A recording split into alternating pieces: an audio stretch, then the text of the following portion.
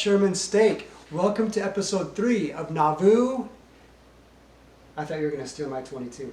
No, that's your line. Oh, thanks man, appreciate it. You guys, some very exciting news to share with you. We are coming to your building to visit your ward over the next few weeks. Here are the dates. On April 13th, we are coming to the Bonham Ward in their building. April 20th, Salina 2nd Ward in the Prosper building. April 27th, we will be with Melissa 1st Ward, Melissa 2nd Ward, and the Anna Ward all together in the Melissa building. And May 4th, we will be in the Sherman building for Sherman 1st Ward, Sherman 2nd Ward, and the Durant Ward. We are so excited to come see you. It's going to be a great night. What's going to happen is you are going to learn some more details about the Nauvoo trip, and we're going to have lots of fun. Now, the one thing you need to bring with you as we come to your ward visits is 5 family names that you can take to the Nauvoo temple to do baptisms. So, everyone's going to find 5 family names. It's going to be great. But isn't finding 5 family names hard? Actually, Doodle, it's very easy. There are 5 simple steps. This is all you need to do to find your family names. Step number 1, log into FamilySearch.org with your church username and password. Step number 2, click on Temple. Step number 3, click on Ordinances Ready. Step number 4, click on Baptism and Confirmation.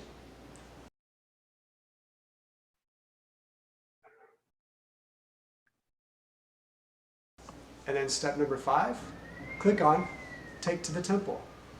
If 5 names don't pop up and you need a little bit more assistance, please contact your ward's family history consultant and they'll be able to help you find all of your names. So actually, finding those temple names is so easy. It is so easy. It's easy as pie, easy as cake, easy as berries and cream. Berries and cream, berries and cream. I'm a lad that loves berries and cream. Easy peasy. Nice and easy. Light and breezy. And that's it. Hey, can you tell me more about the Nauvoo temple? Yeah, sure I can. Nauvoo was founded in April of 1840. And just a few months later, in October of 1840, church conference, Joseph Smith announced that the temple would be built by hand through the great efforts of church members. Construction continued for more than 5 years.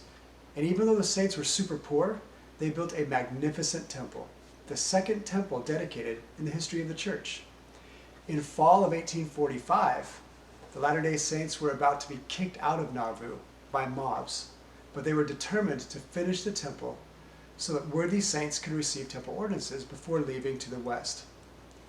They raced to finish the temple and dedicated the attic of the temple in December of 1845 so that faithful saints could be endowed and sealed together. By early February 1846, more than 6,000 Latter-day Saints had received their endowment. Many saints were so thankful that they received their temple blessings before going west. Church member Sarah Rich said, "If it had not been for the faith and knowledge that was bestowed upon us in that temple, the trip across the Great Plains would have been like one taking a leap in the dark." Just how important was it to the saints to receive their temple ordinances? On February 3rd, 1846, President Brigham Young was at the temple with many members of the church. The plan was to leave their beautiful Nauvoo behind for good and go west the very next day, February 4th. But the saints still filled the temple. President Young urged the saints to return to their homes to prepare for their departure.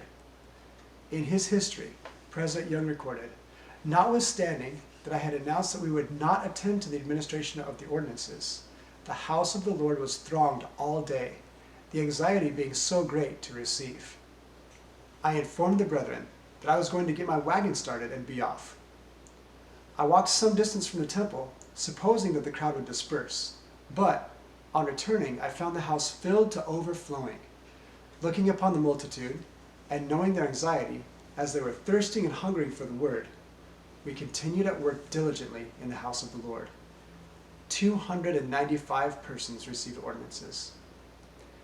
After the saints left Nauvoo in 1846, the temple was sold in 1848 and then tragically burned down that same year. But happily, in 1962, the church repurchased the temple land. And in 1999, the new Nauvoo temple was rebuilt and dedicated in 2002, becoming the church's 113th temple. And now we get to go there and do temple baptisms. Elder Wilford Woodruff said, "The light will not go out in that temple," referring to the future opportunity for covenant making. Guys, this very special temple trip to this historic temple is going to be something you remember forever.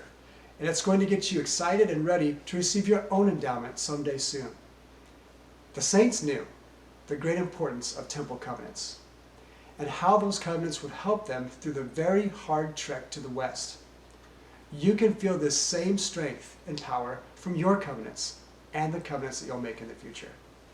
The temple sounds like an amazing place. You're not going to want to miss this. That's right, Doodle, and you're really not going to want to miss our ward visits. Please remember the invitation that we have for you to find 5 family names that you can take to the temple, and please bring those names to our ward visit when we come to your ward building. We have one more invitation for you in preparation for our ward visit. Please come to the ward visit having read chapter 46 of Saints Volume 1. It is the last chapter of the first book of Saints. It's all about the Nauvoo Temple. We're going to have a fun little quiz about it, so be ready by reading chapter 46. And that is it. Thank you so much for tuning in to episode 3 of Nauvoo You got this. 22. See you soon.